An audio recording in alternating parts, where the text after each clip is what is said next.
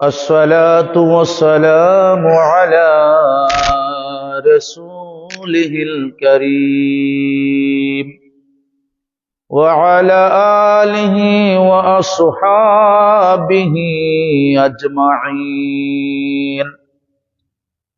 وقال تعالى في شان حبيبه الرحمن الرؤوف الرحيم: سبحان الذي أسرى بعبده ليلا من المسجد الحرام إلى المسجد الأقصى الذي باركنا حوله لنريه من آياتنا إنه هو السميع البصير.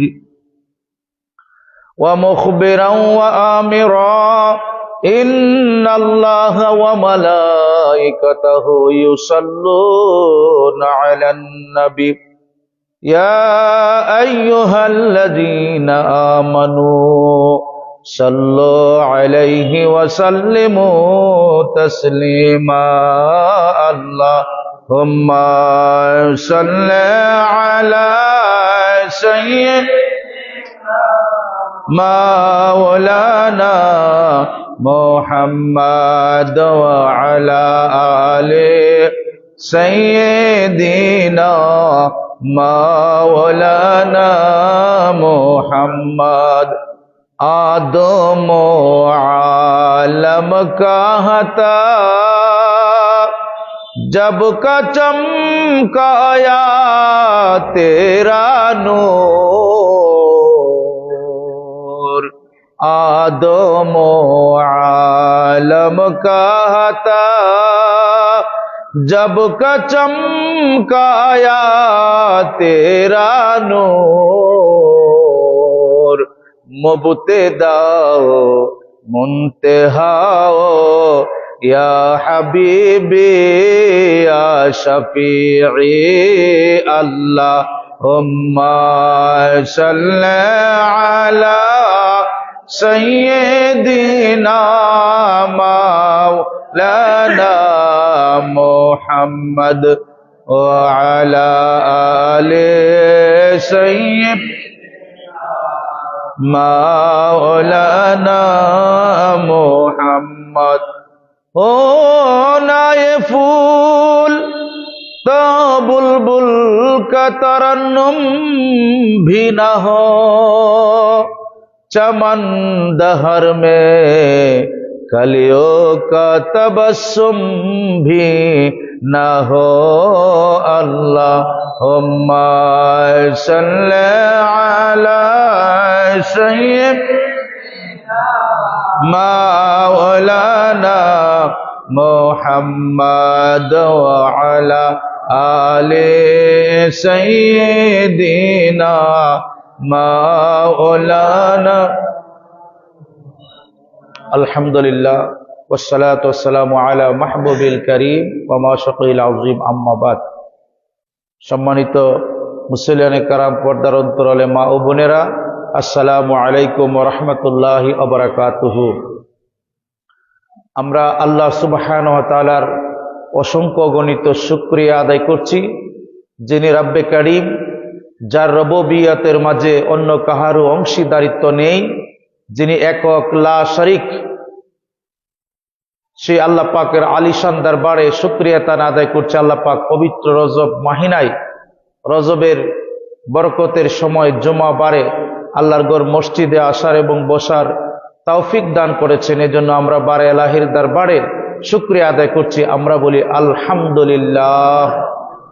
সালাতু সালাম হাজারো কোটি লক্ষ কোটি বেশুমার প্রাণের নবী রাহমাতাল লিল আলামিনের দরবার আজম শরীফে আল্লাহ পাক যেন আমাদের পক্ষ থেকে নাম ধরে ধরে কবুল আর মঞ্জুর করেন। আমরা বলি আল্লাহুম্মা আমিন। আমরা স্মরণ করছি মহামহিম পুত পবিত্র আহলে বাইত রাসূলগণদেরকে, স্মরণ করছি খোলাফায়ে রাশিদিন, মাকবুল সাহাবায়ে কেরাম, আইম্মাতে দ্বীনি, জামে আউলিয়া কেরাম, মুকাররাবিনগণদেরকে আল্লাহ পাক যেন তাদের উসিলায় আমাদেরকে কবুল করেন, মঞ্জুর করেন বলি আল্লাহুম্মা আমিন। বন্ধুরা আমার, আল্লাহ সুবহানাহু ওয়া তাআলা পবিত্র রজব মাসে আল্লাহ পাকের প্রিয় রাসূল, আল্লাহ পাকের প্রিয় হাবিব, আল্লাহ পাক মেরাজ ঘটিয়েছেন, লাইলাতুল ইসরা ঘটিয়েছেন। আল্লাহ পাক এই মাটির ধরা থেকে আল্লাহ পাকের আরশে আজিমে লা মাকামে আল্লাহ পাকের সাক্ষাৎ দিয়েছেন এই মাস বলি আলহামদুলিল্লাহ। বন্ধুরা আমার, আল্লাহ সুবহানাহু ওয়া তাআলা পবিত্র কোরআনুল কারীমের মাধ্যমে এই লাইলাতুল মেরাজ, লাইলাতুল ইসরাকে আল্লাহ পাক পবিত্র কোরআনে উল্লেখ করেছেন। এটা কোনো সাধারণ ঘটনা না, এটা কোনো নিছক স্বপ্নযুগের কোনো ঘটনা না।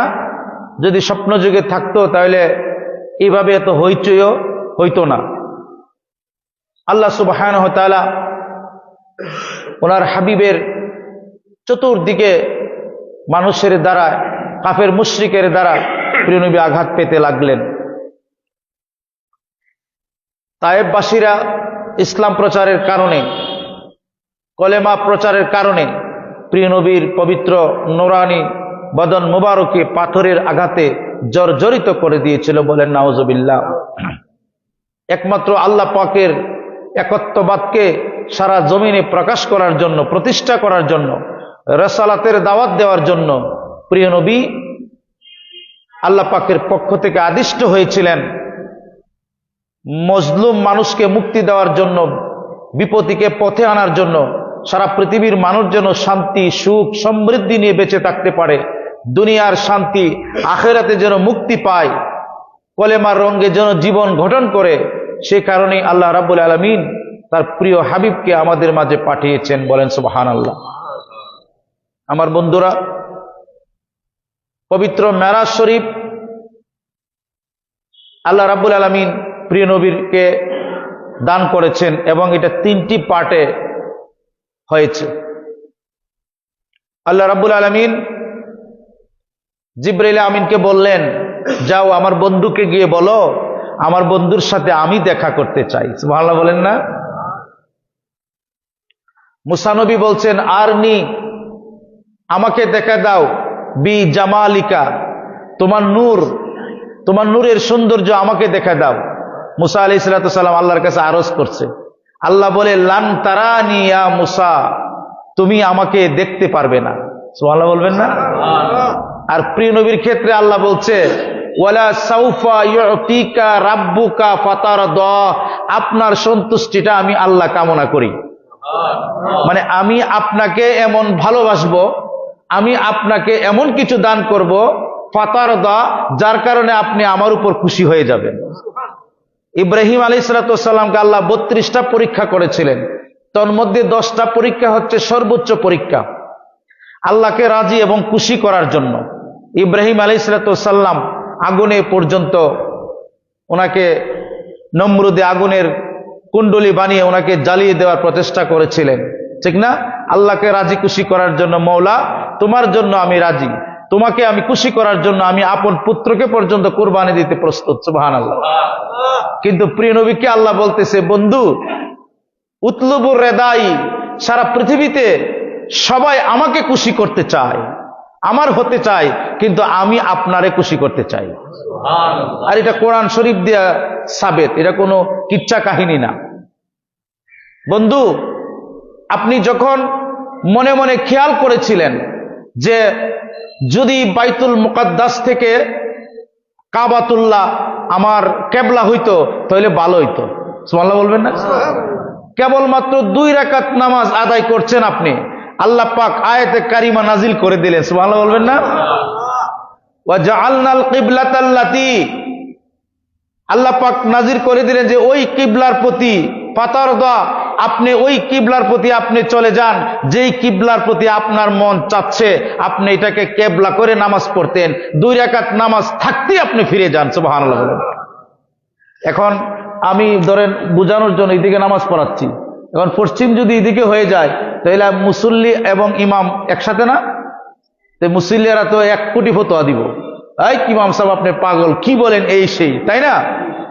তো সাহাবা কেরাম কি জ্ঞানী ছিল না? জ্ঞানী ছিল না?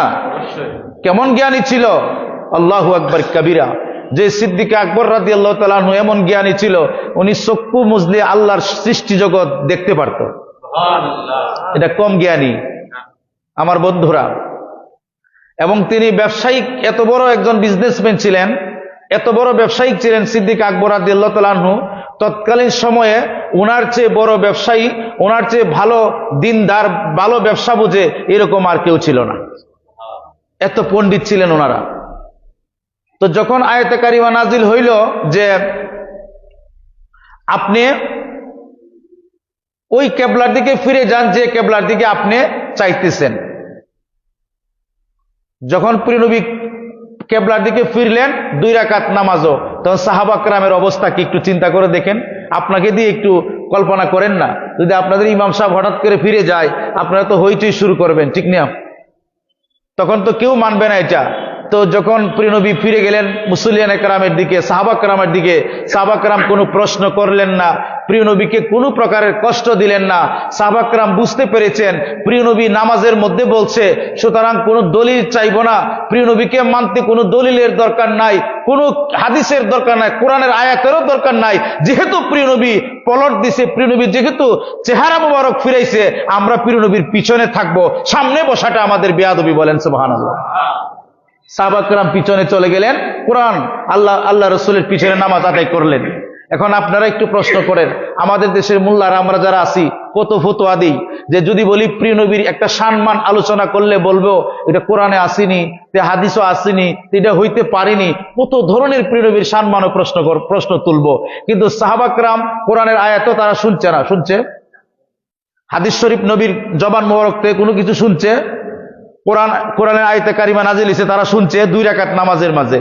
তো 2 রাকাত নামাজের মাঝে যদি আমরা নামাজ আল্লাহু আকবার দিয়ে তাকবীরে তাহরিমা বাদি, ওই সময় কোনো প্রকারের কথা বলা, কোনো বলা জায়েজ না? না জায়েজ, না জায়েজ, নামাজ ভেঙে যাবে, ঠিক না? নামাজ ভেঙে যাবে। তো ওনারা যে ঘুরে উঠে আসলো, নামাজ ভাঙলো না কেন? কেন নামাজ ভাঙলো না? নামাজ তো ভাঙছে না। তো এটা কি চিন্তা করছেন? এটা কোরআনের কথা। তো কোরআনে পাকে সূরা মানে 2য় পারাতে আল্লাহ পাক রব্বুল আলামিন এটার ঘটনা বিস্তারিত বয়ান করেছে। এটা তো কোরআনের কথা। মিম্মাইয়াং কালিবু আলা আকিবাই। হ্যাঁ, তো যখন প্রিয় নবীর চেহারা মোবারক ফিরালেন, ফিরানোর পরে তখন ওনারা চলে আসছেন উঠে, নামাজও ভাঙে নাই, 4 রাকাত নামাজ পড়ছে, নামাজ আদায় হইছে। বলেন না সুবহানাল্লাহ। নামাজ কেন ভাঙে নাই জানেন? এটা তাফসীর কারকে লিখেছেন নামাজ এই জন্যই ভাঙে নাই, কারণ আল্লাহ রাব্বুল আলামিন কোরআনে পাকে ইরশাদ করেছেন, ইয়া আইয়ুহাল্লাযীনা আমানু, হে ঈমানদারগণ, ইস্তাজিবু, তোমরা সাড়া দাও, তোমরা ডাকে সাড়া দাও, ওয়াজিব এবং ফরজ আমার প্রিয় নবীর ডাকে, বিল্লাহি ওয়া রাসূলি, আল্লাহ এবং রাসূলের ডাকে সাড়া দেওয়া তোমাদের ফরজ। বলেন সুবহানাল্লাহ। নামাজটা ফরজ, প্রিয় নবীর অর্ডারটা পালন করা ফরজ। এজন্য তারা নামাজের মাঝে যখন নামাজ ভেঙে যখন আসলো, নামাজ ভাঙে নাই, নামাজ মুকাম্মেল হয়ে গেছে, প্রিয় নবীর অর্ডারও পালন করা হয়েছে। বলেন সুবহানাল্লাহ। কেমন নবীর উম্মত দেখছেন আমরা? হ্যাঁ, খালি ব্যাককলডি নবীর সম্মান খালি ছোট করতে চায়। নবীরে চিনছো না তুমি? কোরআনে পাকে আছে যে তাফসীরে লেখা হয়েছে, বন্ধু আপনার উম্মতের মাঝে ওই উম্মতের মাঝে বেজাল আছে, কোন উম্মত? যারা আপনাকে পাওয়ার জন্য দৌড়ে দৌড়ে যায়, আপনার কথা শোনার জন্য দৌড়ে দৌড়ে যায়, আমার কোরআনকে মানার জন্য দৌড়ে দৌড়ে আসে। যখন আপনার কথা আসবে, আপনার প্রেমের আলোচনা আসবে, আপনাকে মানার কথা আসবে, তখন তারা একটু গরিমসি করে। নাউজুবিল্লাহ পড়েন না? এটি হইল মুনাফিক। এটি কি? মুনাফিক। কোরআনের দলিল আছে, কিন্তু এটা অনেক লম্বা কথা। এটি মুনাফিক। এই জন্য আমাদের দেশে আমাদেরই মতো দাড়ি টুপি আছে, তারা বলে প্রিয় নবী যে আল্লাহর সাথে সাক্ষাৎ করেছেন, এই মেরাজ যে সাক্ষাৎটা প্রত্যক্ষ যে সাক্ষাৎ করছে, এটা নাকি মিথ্যা। তারা এই কথা বলে। এবং আমি গত দিনে অন্য একটা মাদ্রাসার বড় মহাতামি একটা বই লেখছে, বিষয়ভিত্তিক কোরআনের আয়াত এবং হাদিস শরীফ নিয়ে আলোচনা। এখানের মধ্যে লেখছে যে আল্লাহ রাসূল যে আল্লাহ পাককে দেখছেন, এটা নাকি মিথ্যা। নাউজুবিল্লাহ পড়েন। কইটা দেখেন নাই। উনি মা আয়েশা রাদিয়াল্লাহু তাআলা আনহা থেকে মিশকাত শরীফের 4545 নম্বর একটা হাদিস দলিল দিছে। মা আয়েশার নিজস্ব বক্তব্য দিছে, কিন্তু প্রিয় নবীর হাদিস না। এরা কত বড় আলেম দেখেন, নবীর শান কেমনে কমাইতে চায়। যখন যদি প্রিয় নবীকে আল্লাহ না দেখতো আর আল্লাহ প্রিয় নবীকে দেখা না দিত, উদা স্বপ্ন যুগে হইতো, এত হইচই হওয়ার দরকার ছিল না। কারণ স্বপ্ন যুগে অনেক আল্লাহর ওলি দুনিয়াতে আল্লাহরে দেখে, সুবহানাল্লাহ বলেন না, এটা কোনো ব্যাপার না স্বপ্নে দেখাটা। কিন্তু বাস্তব বিদায় আল্লাহ পাক কোরআনের শুরুতে বলেছে সুবহানাল্লাযী আসরা বিআবদিহি লাইলাম মিনাল মাসজিদিল হারামি ইলাল মাসজিদিল আকসা।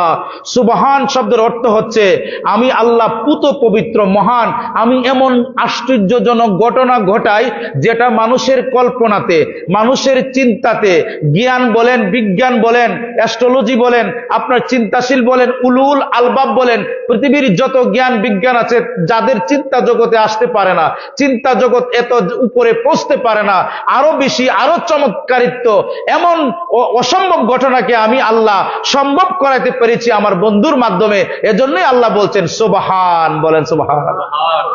তো সুবহান বলার অর্থ হইল যে পৃথিবীর সমস্ত মানুষের জ্ঞান অক্ষম, বুঝতে অক্ষম, মানুষের আকল কম, উতিত ইলমাল কালিলা। আল্লাহ বলছে মানুষকে সামান্য জ্ঞান দান করছে, ছোট্ট জ্ঞান, একেবারে সামান্য জ্ঞান।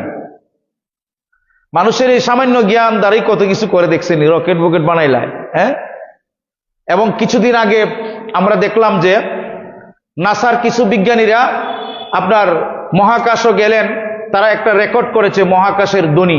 তখন কেউ কেউ বলতেছে এটা যে ফেরেশতাদের জিকিরের আওয়াজ, বলেন না সুবহানাল্লাহ। আমি অনেকক্ষণ ধ্যান করে শুনলাম, আমার কাছে মনে হয়েছে যে এটা আল্লাহর জিকিরের আওয়াজ, সুবহানাল্লাহ বলে। এবং তারা বলে কিভাবে, প্রিয় নবী যখন মেরাজ শরীফে যায়, আল্লাহর হাবিব রাহমাতুল লিল আলামিন ইরশাদ করেছে, আমি যখন প্রথম আসমানে গেলাম আমি দেখলাম অসংখ্য অগণিত ফেরেশতারা আল্লাহকে সেজদা করতেছে, আর একদল ফেরেশতারা আল্লাহর গুনগুন সুরে জুরে জুরে আল্লাহর জিকির করতেছে, বলেন সুবহানাল্লাহ। তারা মহাকাশে গিয়ে এটা রেকর্ড করছে, কিছুদিনের আগের কথা এটা। হ্যাঁ, এবং ফেরেশতাদের আওয়াজ আপনি একটু ধ্যান করে দেখবেন, আল্লাহর নাম নিয়ে একটু ধ্যান করেন, দেখবেন তারা আল্লাহ নামের জিকির করতেছে। সুবহানাল্লাহ বলবেন না? আল্লাহর জিকির করতেছে ওখানে। আল্লাহর প্রিয় নবী যদি মেরাজের শরীরে না যাইতেন তাহলে কি এটা হইতো? এটা হইতো না। তো এই জন্য আল্লাহ সুবহান বলেছেন। আর যদি মেরাজটা আপনার স্বপ্ন যুগে হইতো তো এত হইচই হইতো না, কারণ স্বপ্ন যুগে দেখতেই পারে, স্বপ্ন যুগে অনেক কিছু হয়, হয় না?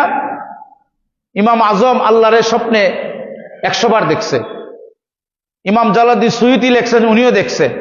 তো এটা হইতে পারে স্বপ্ন যুগে, এটা স্বপ্নের অবস্থা আর বাস্তবের অবস্থা এক না। তো প্রিয় নবীকে আল্লাহ পাক সশরীর মুবারকে রাতের কিয়দাংশে মানে বাইতুল মুকাদ্দাস থেকে বাইতুল মামুর হয়ে সিদরাতুল মুনতাহা থেকে শুরু করে লা মাকাম পর্যন্ত আরশে আজিম আল্লাহ পাকের দিদারে এলাহি প্রিয় নবীকে প্রত্যক্ষ সাক্ষাৎ দিয়েছেন। এজন্যই এত হইচই, কারণ কাফের যদি স্বপ্ন যুগে হইতো কাফেররা এটা বিশ্বাস করতো, কারণ স্বপ্ন হইতে পারে, এটা নিয়ে কোনো কন্ট্রাডিক্টরি কোনো কনভারসেশন থাকতো না। যেহেতু এটা বাস্তব হয়েছে এজন্য তারা বুঝতে পারে না, কিরে উনি তো আব্দুল্লাহর ছেলে আমেনার সন্তান, উনি কিভাবে দেখবে, উনি তো আমাদের মতো নমুনা দেখতে, উনি আবার আল্লাহর সরাসরি দেখছে না, এটা হইতে পারে না, বলেন নাউজুবিল্লাহ। এরকম তারা বলতো এবং বলে। যখন তারা বলল যে ঈসা নবী তো আল্লাহর ছেলে ছিল, বলে নাউজুবিল্লাহ। উজাইরকে তারা আল্লাহর বেটা বলতো, তারা 3টি খোদায় বিশ্বাস করত। তো তিনি মনে হয়, তিনি যদি তোমাদের নবী হয়, ইহুদিরা বলতো যেহেতু তিনি আল্লাহর বেটা, নাহলে এত বড় বড় পাওয়ার কেমনে দেখায়। উনি যখন অঙ্গুলি মোবারক তুলেছে, আল্লাহ বলছে বন্ধু আপনি অঙ্গুলি মোবারক তুলবেন আর বাকি আকাশের চন্দ্র দ্বিখণ্ডিত করার দায়িত্ব আমার, বলেন না সুবহানাল্লাহ। বন্ধু ডুবন্ত সূর্য মাগরিব হয়ে গেছে, আপনি হাত মোবারক তুলবেন, ইশারা করবেন, বাকি কাজটা আমি করে দেব, কারণ আপনার হাতটাই আমার হাত, ইয়াদুল্লাহি ফাওকা আইদিহিম, আপনার হাত মোবারকের উপরে আমি আল্লাহর কুদরতি হাত। সূরা ফাতহার 13 নম্বর আয়াতে আল্লাহ ঘোষণা করেছেন, বলেন সুবহানাল্লাহ। নবীর হাতটা কার হাত? আল্লাহর। এটা কোরআনে আছে ভাই। বলে বন্ধু কাফেররা আপনাকে আটকিয়ে ফেলেছে, আপনাকে ঘেরাও দিয়েছে, আপনি মক্কা থেকে মদিনা যেতে পারবেন না। বন্ধু আপনি এক মুষ্টি বালু লন, নিয়ে ছুঁড়ে ফেলে দেন। যখন বালু ছুঁড়ে ফেলে দিলেন, আল্লাহ পাক বলতেছে, বন্ধু, হ্যাঁ, ওয়া ইজ রামাইতা, যখন আপনি নিক্ষেপ করলেন, আরে বন্ধু, নিক্ষেপ তো আপনিই করেন নাই, ওয়ালাকিন্নাল্লাহ রামা, বরং আপনার হাত মোবারকটা আমার কুদরতি হাত হয়ে তাদের প্রত্যেকের চোখে মুখে বালুর কণা নিক্ষিপ্ত হয়েছে। বলেন সুবহানাল্লাহ। আল্লাহর কোরআন প্রমাণ করে আপনার হাতটাই আমার হাত। ইয়াদুল্লাহি ফাওকা আইদিহিম। এই আয়াতের ব্যাখ্যায় আল্লামা ইমাম ওয়াসতি রহমাতুল্লাহ আলাইহি তিনি লিখেছেন, এবং কাবির শরীফের লেখক আল্লামা ইমাম ফখরুদ্দিন রাজি এই আয়াতের ব্যাখ্যায় লিখতেছে যে ইন্নাল্লাহা হাযা আখবার আল্লাহু বিহাযিহিল আয়াতি ইন্নাল বাশারিয়াতা আরিয়াতুন ওয়া ইজাফিয়াতুন লা হাকিকাতুন। প্রিয় নবীর যে সূরতে বাশার ছিল, বাহ্যিক যে বাশার মোবারক ছিল, এটা বাহ্যিক ছিল, আসল না, আপেক্ষিক ছিল। মূলত এই বাশারি সূরতটা এটাও নূর ছিল। বলেন সুবহানাল্লাহ। আমি কথা না, আমার কথা না, আমি তো বলবোই না, আমি তো তাফসীর শোনাই দেব। আমাদের কোনো মত থাকতে পারে না। আহলে সুন্নাত ওয়াল জামাতের যত আইম্মা আছে, যত আলেম আছে, পূর্ববর্তীদের যত মুহাদ্দিস আছে, মুফাসসির আছে, যারা সেকা, এরার মতটাই আমাদের মত। সুবহানাল্লাহ বলে আমি এদের মত আপনাকে শোনাচ্ছি যে আল্লাহ রাসূল যখন বলছেন যে আপনি তো আল্লাহর বেটা হতে পারেন, নাউজুবিল্লাহ পড়েন, তখন আল্লাহ পাক কোরআন নাজিল করলেন, বন্ধু আপনি বলুন যে কুল ইন্নামা আনা বাশারুম মিসলুকুম ইউহা ইলাইয়া।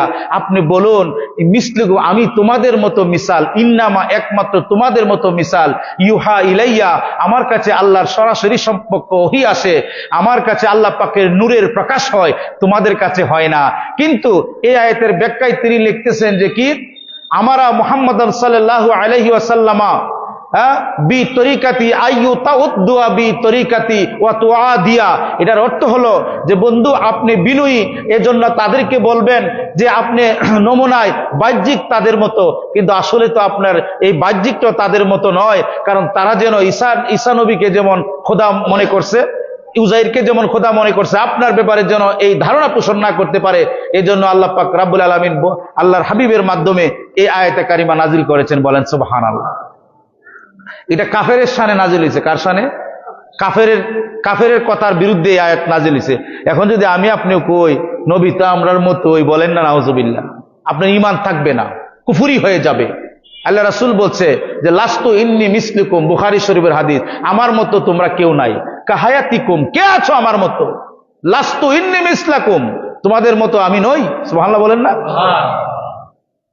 বলে কেমনে নই, একটা উদাহরণ দিলে আপনারা বুঝবেন। বাশারের একটা খাসলত হইল, বাশার যখন ঘামে, মানুষ যখন ঘামে, তখন এই গাম থেকে, আমার গাম থেকে, আপনার গাম থেকে সুগন্ধি আসবে না দুর্গন্ধি আসবে? সুগন্ধি আসবে, দুর্গন্ধি আসবে, ঠিক না বেঠিক? নিজের আপন স্ত্রীও কয় তোমার জামাত গন্ধ করে সরো, ঠিক না? কত প্রিয়তমা স্ত্রী, ছেলে মেয়ে তাই বলবে, ঠিক না?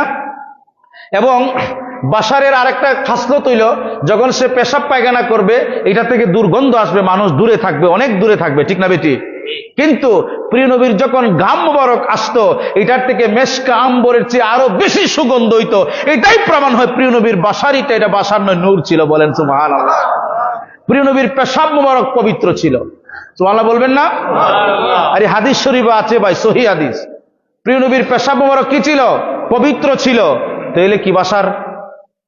হ্যাঁ, না না না, প্রিয় নবী আমাদের মধ্যে শুভাগমন করেছে। বাশারটা হচ্ছে বাহ্যিক, এটা বাহ্যিক, এটা হাকিগত না। তাফসীর কারকরা তাফসীর করেছে, যদি হাকিগত হইতো তাহলে তো গামলে দুর্গন্ধ করত, ঠিক না ঠিক? তাহলে এটা জ্ঞানী লোকের জন্য বুঝার বিষয় আছে। যদি আপনার রাহমাতুল্লাহ আলাইহি সাল্লাল্লাহু আলাইহি সাল্লামকে সশরীর মুবারকে, আপনার যখন প্রিয় নবী কাতিমে কাবার মাঝে শুয়ে আছেন, কেউ বলে উম্মে হানির ঘরে শুয়ে আছেন, একই কথা। জিবরাইল আমিনকে আল্লাহ বলেন, বন্ধু আপনি যান, আমার বন্ধুকে গিয়ে বলো, আমার বন্ধুকে আমি সাক্ষাৎ দিতে চাই। সুবহানাল্লাহ বলবেন না? কইছিনি আমি, প্রিয় নবী বলছেন আমি আপনাকে দেখতে চাই, এরকম কোন রিওয়ায়াত নাই। ইউনুস আলাইহিস সালাম বলছে আল্লাহ তুমি আমাকে দেখা দাও। হযরত ইব্রাহিম আলাইহিস সালাম বলছে আল্লাহ তোমাকে দেখার মনে সাত জাগে। মুসা নবী বলছে আল্লাহ তুমি আমারে দেখা দাও। কিন্তু প্রিয় নবী একবারের জন্য বলে নাই আল্লাহ আমারে দেখা দাও, বরং আল্লাহই বলেছে আমি আপনাকে দেখা দিতে চাই। সুবহানাল্লাহ বলেন না? আমি আমাকে ইজহার করতে চাই আপনার সাথে। হ্যাঁ জিবরাইল আমার বন্ধুকে গিয়ে বলবে আমার বন্ধুর সাথে আমি সাক্ষাৎ করতে চাই। প্রিয় নবী শুয়ে রইলেন। আল্লাহ রাব্বুল আলামিনকে জিবরাইল বললেন, বন্ধু আল্লাহ আপনার বন্ধু তো ঘুমিয়ে আছেন। কিতাবের মেজে আসছে প্রিয় নবীকে আল্লাহ পাক বলে দিলেন, হ্যাঁ জিবরাইল, কাব্বিল কাদামাইহি, আমার বন্ধুর কদমের মাঝে চুমু করো, যেন আমার বন্ধুর ঘুমের ডিস্টার্ব না হয়। তুমি বন্ধুকে জিহ্বা দিয়ে পা মোবারক লেহন করো, তুমি টুট লাগিয়ে বন্ধুর কদম মোবারকে চুমু দাও, তখন যেন আমার বন্ধু উঠে যায়, নচেত তুমি এটা করতেই থাকো। বলেন না সুবহান। আচ্ছা বলেন, যেই জিবরাইল আমিন সমস্ত জিবরাইল মানে ফেরেশতাদের উস্তাদ, ঠিক না, ওই মালাইকার উস্তাদ প্রিয় নবীর কদম মোবারকে চুমু দেয়। সুবহানাল্লাহ বলবেন না? প্রিয় নবীর কদমে কি দেয়? চুমু দেয়। আল্লাহু আকবার কাবীর। আল্লাহ শিখাই দিয়েছে আদব যে আমার বন্ধুর কদমে চুমু দিবা। আর আমরা এমন পর্যায়ের উম্মত হয়েছি যে প্রিয় নবীর সম্মান শুনতে আমাদের ভালো লাগে না। আপনি জানেন, আপনি যত প্রিয় নবীর শান বলবেন, প্রিয় নবীর আলোচনা করবেন, তত আপনার ইবাদত হবে, গুনাহ মাফ হয়ে যাবে, আপনার কলবটা পবিত্র হয়ে যাবে। বলেন সুবহানাল্লাহ। আমাদের কলবের মাঝে বেজাল আছে, আর নাইলে বুঝতে পারতেন প্রিয় নবীর শান কত বড়। আমরা জিকির করি না, এই কলবের মাঝে কলেমার জিকির নাই, এই কলবের মাঝে দুরূদ শরীফের জিকির নাই। আমাদের কলব দিয়ে, আমাদের মন দিয়ে শুধু অন্য চিন্তা, আমাদের মস্তিষ্ক বিকৃত চিন্তা। আপনি যখন এই কলব দিয়ে জিকির করবেন, এই কলবের মাঝে যত বেজাল আছে সবকিছু দূর হয়ে যাবে, আস্তে আস্তে এই নূর বিকশিত হবে। তখন আপনার প্রিয় নবীর আলোচনা ভালো লাগবে, আল্লাহর জিকির ভালো লাগবে, আল্লাহর ওলিদের আলোচনা ভালো লাগবে। আর যদি আপনার কলবটা অপবিত্র থাকে, তো এই কলবের মাঝে ভালো জিনিস ভালো লাগবে না। কথা বুঝতে পারছেন? তো এই কলবটাকে আপনি আল্লাহর জিকিরে পরিশোধন করতে হবে। স্বর্ণকারের কাছে যখন স্বর্ণ নিয়ে যাবেন, তখন সে তার মেশিন দিয়ে, তার রেকটিফাইং মেশিন দিয়ে স্বর্ণটাকে এটা মানে খারাপ জিনিস বাদ দিয়ে ভালোটা বের করে দেয়, ঠিক না? তো আমরা কইটা খাঁটি সোনা, 22 ক্যারেট 23 ক্যারেট এরকম কই। তো আপনি যে একজন মানুষ, আপনি গুনাহ করলে আপনার খারাপ একটা দাগ লাগে কলবের মাঝে। তো এই কলবের মাঝে খারাপ দাগটা যে লাগলো, এটা ছুটাবেন কেমনে? এটা ছুটানোর জন্য আল্লাহ পাকের জিকির, প্রিয় নবীর দুরূদ শরীফ। বলেন সুবহানাল্লাহ। কারণ আল্লাহর জিকির কি নামাজ বাদ দিয়া? কি বলে? নামাজ বাদ দিয়ে নি? নামাজটাই আল্লাহর জিকির। অকিমুস সালাতা লি জিক্রি, তোমরা নামাজের জিকিরের মাধ্যমে আল্লাহর নামাজ শেষ করো। সুবহানাল্লাহ বলো। ওয়াকিমুস সালাতা লি জিক্রি, আল্লাহর স্মরণটাই তোমার নামাজ। নামাজটা পড়ো আল্লাহর স্মরণের মাধ্যমে। সালাত আদায় করো কিসের মাধ্যমে? আল্লাহর স্মরণের মাধ্যমে। লা সালাতা ইল্লা বি হুজরি কলব, অর্থাৎ হুজরি কলব শব্দের অর্থ হইল অন্তর একনিষ্ঠ সারা, খুশু খুশবু সারা, অন্তরকে একেবারে বিগলিত ছাড়া, ওকুমুলিল্লাহি কানিতিন, বিনয়ী ছাড়া যদি নামাজ পড়েন, এই নামাজের কোনো দাম নাই। যখন বিনয়ী ভাবে নামাজ পড়বেন, তখন আপনার মাঝে এই সমস্ত গুণগুলি আল্লাহ পাক বিকাশ করে দিবেন। বলেন সুবহানাল্লাহ। তাহলে আল্লাহর নবী রাহমাতাল লিল আলামিন, আল্লাহ পাক বলেন যে আমার বন্ধুরে নিছি। তাহলে বিরুদ্ধবাদীরা কেন মেরাজ অস্বীকার করে জানেন? আল্লাহর সাক্ষাৎকে। কারণ তারা আল্লাহর নবীকে আল্লাহর নূর মানে না।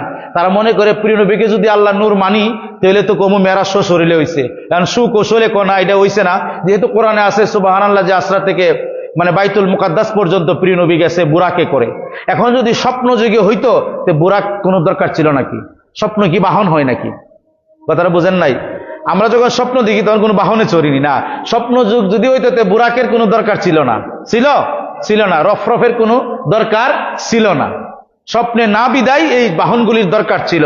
আর এই বাহনগুলি কেন দরকার ছিল আপনারা জানেন? দরকার এই জন্যই ছিল, প্রিয় নবী জানেন যে আমার উম্মতরা যখন সফরে যাবে তখন বাহন ব্যবহার করবে। অনেক আল্লাহর ওলিগণ আছে চোখ মুজলে দুনিয়া ভ্রমণ করতে পারে, কিন্তু এটা নবীর বিধান না। নবীর সুন্নত হইলেও আপনি উসিলা ধরতে হবে, বাহনটা আপনার উসিলা। আপনি যদি বলেন আল্লাহ তুমি আমারে দান করো, তাহাজ্জুদের নামাজ প্রতিদিন পড়েন, মিস করেন না, সারা দিন আল্লাহর জিকির করেন, কিন্তু আপনি কাজ করেন না, রুজি রোজগার করেন না, সন্তানের মুখে আপনি খাবার তুলে দেওয়ার জন্য আপনি রুজি করতেছেন না, এটা সুন্নত তরিকা আদায় হইল না। আপনি নামাজ পড়ে শহীদ হইল, একটা রিজিক আল্লাহ দিত না। কেন? আপনি উসিলা করেন নাই। প্রিয় নবীর সুন্নত হইল আপনি তাহাজ্জুদও পড়বেন, নামাজও পড়বেন, কামটাও করবেন, উসিলাও করবেন। বলেন সুবহানাল্লাহ। তো বাহনটা হইল একটা উসিলা, নবীর সুন্নত। কিন্তু বাহন, প্রিয় নবী কি বাহনের মুহতাজ? কথা কি বুঝতে পেরেছেন? আল্লাহ কি বাহনের মুহতাজ নাকি? না, এটা আমাদের জন্য শিক্ষা দিছে যে তোমরা একটি উসিলা ধরবে, সুন্নত। যেমন যদি কেউ রুজি না করে, যদি আল্লাহ আমার আল্লাহ দেয় না, সবারই দেয়, কিন্তু সে অলস রুজি করে না, তাহলে হে হলো মিথ্যাবাদী, সুন্নতের খালাপকারী। কারণ এই সুযোগ নাই যে আপনি ইবাদত করবেন, 5 ওয়াক্ত নামাজ পড়বেন, আর খুস্তা আর কিছুই করবেন না, আল্লাহ তুমি আমার হা করে থাকাই থাকবেন, এটা নামাজি না, এটা শয়তান। কথা বুঝতে পেরেছেন? আপনাকে উসিলা তলব করতে হবে।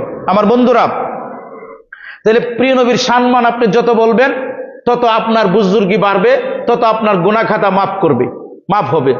মুসা আলাইহিস সালামকে আল্লাহ বলছে, ও মুসা, তুমি এবং তোমার উম্মতের বুজুর্গি বাড়াইতে চাও কি? আল্লাহ আমি চাই। তাহলে আমার বন্ধুর উপরে দুরূদ শরীফ পড়ে বলেন সুবহানাল্লাহ। তা আমরা কি আমাদের মর্তবা, আমাদের গুনাহ মাফ করাতে চাই না? তো প্রিয় নবীর প্রেমের মালা জপ করতে হবে। প্রিয় নবীকে আপনি নিজের জীবন থেকে আরো বেশি ভালোবাসতে হবে। প্রিয় নবীর সুন্নত ভালোবেসে পালন করতে হবে।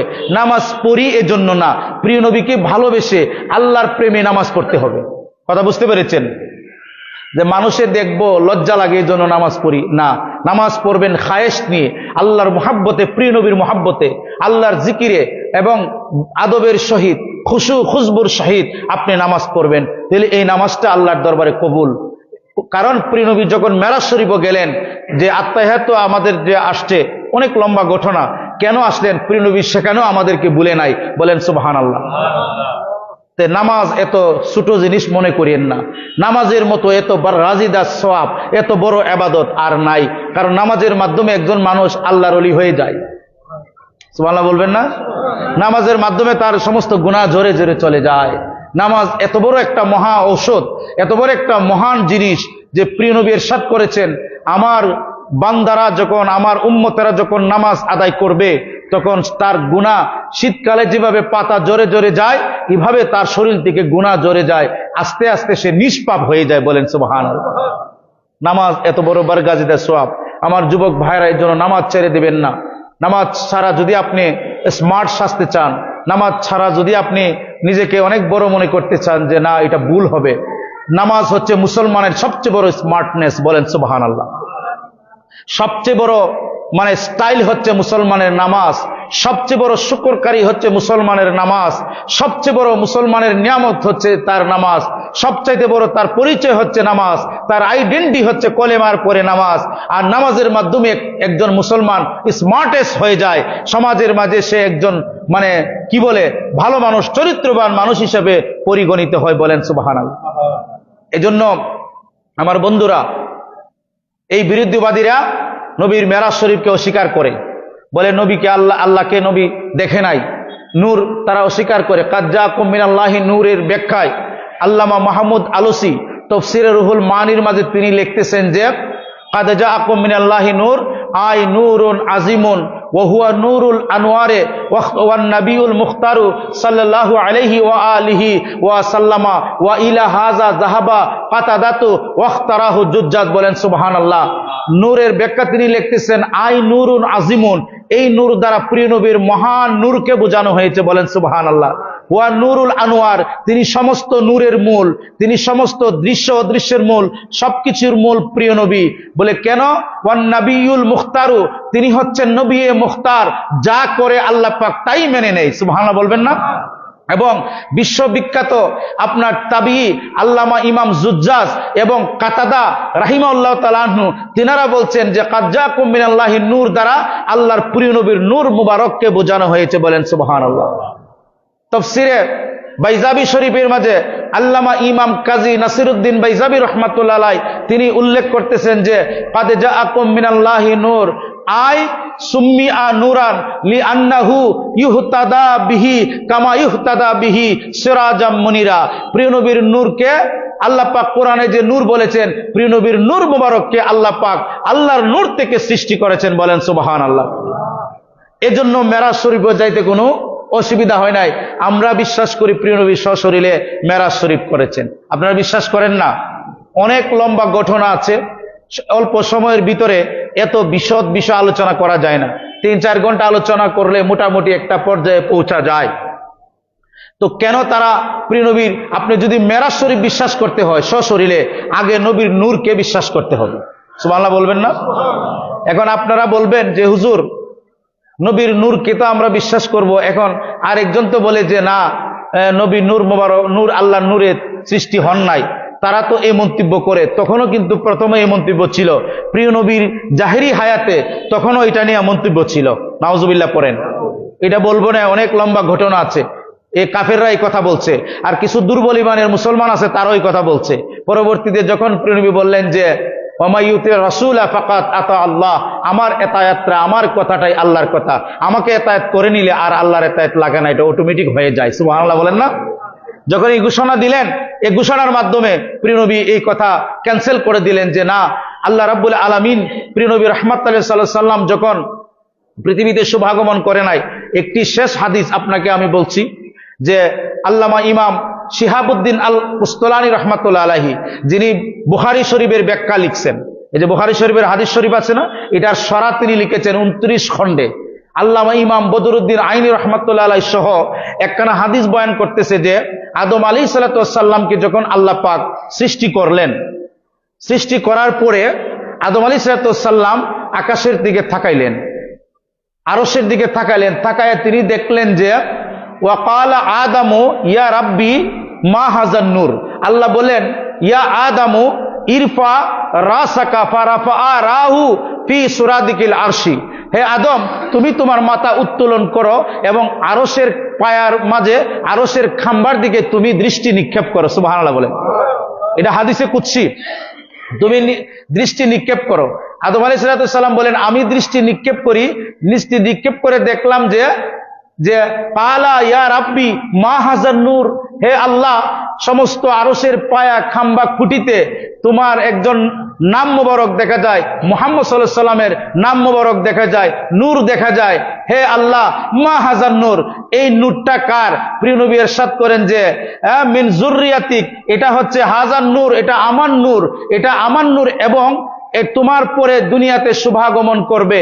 ওই নবীকে যদি না বানাইতাম লাউলাকা লামা খালাকতুকা ওয়ালা খালাকতু আরদান ওয়ালা সামান, ওই নবীকে না সৃষ্টি করলে না আপনাকে বানাইতাম না আসমান জমিন বানাইতাম, এটা হচ্ছে আমার নূর। বলেন সুবহানাল্লাহ। এটা হাদিসে কুদসি, এটা সহিহ হাদিস। তো এখন তারা ওই হাদিসগুলি পড়ে না, আর পড়লেও আপনার হয়তো এগুলি তারা হজব করে, এগুলি তারা লুকায়। প্রিয় নবীর শান বলতে তাদের সমস্যা হয়ে যায়, প্রিয় নবীর মান আলোচনা করতে তাদের সমস্যা হয়। কারণ আপনি যত প্রিয় নবীর আলোচনা করবেন তত আপনার বুজুর্গি বাড়বে, আল্লাহ ততই আপনার উপর খুশি হবে। বলেন সুবহানাল্লাহ। কোরআনে কারীমের প্রত্যেকটি আয়াতে কারিমায় প্রিয় নবীর শান আর মান, সুবহানাল্লাহ বলবেন না? আর এই নামাজও প্রিয় নবীর শান। আর তাহিয়াত পড়লে কি বলি আমরা? নবীরে সালাম দিই কি নাই? আইয়ুহান নবী অর্থ কি? হে প্রিয় নবী আপনাকে সালাম। সুবহানাল্লাহ বলেন। পৃথিবীর যত পণ্ডিত হোক, জ্ঞানী হোক, আপনার পীর হোক, মুর্শিদ হোক, আলেম হোক, শায়েখ হোক, যেই হোক না কেন, নামাজে তার দিকে একটু দৃষ্টি দিলে বা তার সাথে কথা বললে নামাজ ক্যান্সেল হয়ে যাবে। কিন্তু নামাজের মাঝে প্রিয় নবীরে সালাম না দিলে আপনার নামাজ ক্যান্সেল হয়ে যাবে। সুবহানাল্লাহ। প্রিয় নবী আপনার মতো হইলে নবীরে সালাম দেন কেন নামাজে? আমার ভাইরা, প্রিয় নবীর সম্মান আপনি বেশি বেশি আলোচনা করবেন, বাচ্চাদেরকে বেশি শিখাবেন, দেখবেন এই সমাজ সুন্দর হয়ে যাবে। এই সমাজে খারাপ থাকবে না, জিনা থাকবে না, সুদ থাকবে না। আর সবচেয়ে বড় কথা হচ্ছে আমাদের ফ্যামিলিগুলির মাঝে, পরিবারের মাঝে এইটা চর্চা করতে হবে। ছেলে মেয়েগুলিকে নামাজি বানাতে হবে, প্রিয় নবীর প্রেমের শিক্ষা দিতে হবে, আলোচনা করতে হবে, মা বাবার সম্মান শিক্ষা দিতে হবে। অনেক ছেলে মেয়েরা কেন মা বাবার সাথে বেয়াদবি করে? কারণ জানেন আমাদের কিছু দোষ আছে, আমরা ছেলে মেয়েদেরকে ভালো শিক্ষা দিই না, হাসি দিয়ে কথা বলি না। সন্তান যদি অপরাধ করে তারে গালি দিই, দূর দূর করে তাড়াই দিই। অনেক বাবা মা আছে বলে যা তুই বাড়িতে বের হয়ে যা। কেন আপনি কথা বলবেন? বাচ্চার সামনে বসবেন, তাকে হাত বুলাবেন, তার সাথে সুন্দর করে কথা বলবেন যে বাবা আমি তো তোমার বাবা, তুমি আমার সন্তান, আমি চলে গেলে তুমি তো আমার এই ফ্যামিলির দায়িত্ব গ্রহণ করবে, তো তুমি ভালো করে থাকবে, আমি যখন মরে যাব তুমি তো আমার অবলম্বন, আমার জন্য দোয়া করবে। বাবা তুমি কেন খারাপ পথে গেছো? এটা কি হয়? এটা কি চলে? মানুষে মন্দ বলবে না, তাকে ভালোবাসেন। একদিন, 2 দিন, 3 দিন, 7 দিন পরে যখন এই ভালোবাসা দিবেন, আমি আল্লাহর কসম করে বলছি কোনো সন্তান আর খারাপ পথে যাবে না। বলেন সুবহানাল্লাহ। কিন্তু আমরা কি করি? এই বেটা তুই যা, এই তুই এটা করছো, এর মারপিট শুরু করি, তারপরে তার সাথে দূর দূর করে আচরণ করি, খারাপ ব্যবহার করি। আপনাকে কে বলেছে এরকম শিক্ষা সন্তানকে দেওয়ার জন্য? এজন্য চুলমুটি ধরে, এজন্য আপনাকে বের করে দেয়, এজন্য বৃদ্ধাশ্রম দেয়। আপনার কোন সন্তান তার বাবাকে বৃদ্ধাশ্রম দিবে না যদি প্রিয় নবীর শিক্ষাকে আপনি গ্রহণ করেন। সুবহানাল্লাহ বলে। আপনি অফিসে চাকরি করেছেন, দেখা নাই সন্তানের সাথে আপনার, আপনি বিভিন্ন ব্যবসা বাণিজ্য নিয়ে ব্যস্ত না, ব্যবসার ফাঁকে ব্যবসাকে একটু সময়ের জন্য রেখে দেন। হাজারো কোটি টাকার ব্যবসা থেকে একজন নেক সন্তান আরো বেশি দামি বলেন সুবহানাল্লাহ। সন্তানকে কুলে নেন, সন্তানকে চুমু করেন, সন্তানের সাথে টাইম স্পেন্ড করেন। আপনার ব্যবসা তো কার জন্য? সন্তানের জন্য না। আপনার ব্যবসা কি ছেলে মেয়ের জন্য না? তো আপনি ব্যবসার কাজে না, আমার ছেলেরে তুমি স্কুলে পাঠাই দাও, ছেলের কোনো দায়িত্ব নেন না, তার মা আছে, আপনি অকৃতজ্ঞ বাবা, আপনি অসভ্য বাবা, এজন্য আপনার ছেলে আপনাকে এই বৃদ্ধাশ্রম দিয়ে আসে। আপনি সন্তানকে টাইম দিতে হবে, দুনিয়ার প্রতি মত্ত হয়ে গেছেন, সন্তানকে কোরআনের শিক্ষা দিতে হবে, সন্তানকে প্রিয় নবীর শিক্ষা দিতে হবে, আউলিয়া কেরামের শিক্ষা দিতে হবে। এই কচি সন্তানের কলবের মাঝে আল্লাহর জিকিরটা আপনি যখন ফিট করে দেবেন, নবীর জিকির যখন ফিট করে দেবেন, তখন সে যখন বড় হবে আপনার প্রতি শ্রদ্ধা আসবে, আপনার ফ্যামিলির প্রতি শ্রদ্ধা আসবে, সে কোনোদিন বিপদগামী হবে না বলেন সুবহানাল্লাহ।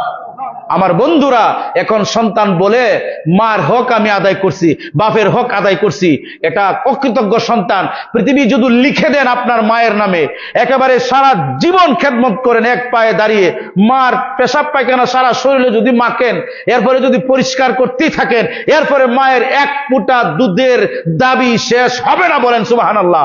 কোন সন্তান যদি বলে আমার মায়ের দুধের দাবি আমি শেষ করছি, আল্লাহর ইজ্জতের কসম, সারা পৃথিবীর ফতোয়া সে কাফের হয়ে গেছে। আপনি কত বড় সাহস, মায়ের দুধের দাম বলে শেষ করছেন? আল্লাহর কোরআনে বলছে যে আমার সন্তুষ্টিটা হচ্ছে নির্ভর করে মা বাবার সন্তুষ্টির উপরে। তো মা বাবার সন্তুষ্টির উপরে আল্লাহ এবং রাসূলের সন্তুষ্টি নির্ভর করে। আর আপনি মা বাবার সাথে যদি বেয়াদবি করেন, মা বাবারে অস্বীকার করেন, আপনি মুসলমানই আর থাকবেন না, কারণ কোরআনকে অস্বীকার করা হইল। আমার বন্ধুরা, এভাবেই আমি কথাগুলি বলছি। যুবক ভাইরা, তোমরা বিপদগামী হয়ে যাচ্ছ, তোমরা মার সাথে বেয়াদবি করছো, বাবার সাথে বেয়াদবি করছো। খবরদার, মায়ের চোখের সাথে চোখ তুলে কথা বলা হারাম, বাপের চোখের সাথে চোখ তুলে কথা বলা হারাম। চোখ রাঙ্গিয়ে বাবার সাথে কথা বলবে না, কারণ আল্লাহ বলেছে তোমার মা বাবা তোমার জন্য রহমত অথবা তোমার জন্য গজব। হুমা জান্নাতুকা ওয়া নারুকা। মা বাবার সাথে বেয়াদবি করলে জাহান্নাম, আর মা বাবার সাথে ভালোবাসলে, মা বাবার খেদমত করলে বেহেশত। আল্লাহর নবীর হাদিস বলেন সুবহানাল্লাহ। এবার যুবকরা চিন্তা করে দেখো, মা বাবার সাথে কোনো যুক্তি চলে না, দলিল চলে না। মা বাবা যদি মুশরিক হয়, এরপরে মা বাবার খেদমত করা ফরজ। সুবহানাল্লাহ। এবার চিন্তা করে দেখেন আপনারা কোথায় চলে যান। সন্তানরা, যুবক ভাইরা, যৌবনের টেলায়, খবরদার মা বাবার সাথে বেয়াদবি করবা না, মা বাবার সাথে নরম নরম কথা বলবা। ওয়ালা তাকুল্লাহুমা উফি, উফ শব্দ যেন তারা না করে, এই ব্যবহার মা বাবার সাথে করবে। তাহলে তোমার নামাজ, রোজা, হজ, যাকাত কোনোটা কাজে আসবে না। কথা বুঝতে পেরেছেন? আমার যুব আর গার্জেনদেরকে বলছি, যারা আপনারা গার্ডিয়ান আছেন, আপনাদের দোষ হইল কি? ছেলে মেয়ে বেয়াদবি করলে গালি মারেন, ধমক মারেন, বাড়ির থেকে চলে যাও। এটা নাজায়েজ, এটা নাজায়েজ, এটা মানে কি বলে, নাজায়েজ বিচার। এটা ইনসাফ হলো না। সন্তানের সাথে ইনসাফ হলো কোনটা? সে অন্যায় করলে তাকে ভালোবেসে বুঝাবেন, তার চুমু দিবেন, তার গায়ে হাত দিবেন, বুঝাবেন, বুকের সাথে বুক লাবেন, বাবা তুমি এটা করিও না। আর প্রিয় নবীর হাদিস হচ্ছে, যখন বাবা যখন ঘরে যাবে তখন আসসালামু আলাইকুম দেবে, যখন ঘর থেকে বের হবে তখন সালাম দিয়ে বের হবে। বলেন না সুবহানাল্লাহ। সকালবেলা যে যার সাথে দেখা হয় তাকেই সালাম দিবে। ছোট বোনের সাথে দেখা হলে সালাম, মার সাথে দেখা হলে সালাম। মা যদি সন্তানকে দেখে এরকম আসসালামু আলাইকুম, কারণ সকালবেলা আপনি সালাম দিয়ে শুরু করবেন। সুবহানাল্লাহ। শান্তি দিয়ে শুরু করবেন। আমাদের মুসলমানের ফ্যামিলির মাঝে অশান্তি এই কারণে, নবীর শিক্ষা নাই, প্রিয় নবীর আদব নাই, এই জন্য এই অশান্তি। আল্লাহ পাক যেন প্রিয় নবীর আদবের শিক্ষা, প্রেমের শিক্ষা আমাদের মুসলমানের ফ্যামিলির প্রত্যেকটি ঘরে ঘরে দান করেন। বলেন আল্লাহুম্মা আমিন। আলহামদুলিল্লাহি রাব্বিল আলামিন। আসসালাতু ওয়াসসালামু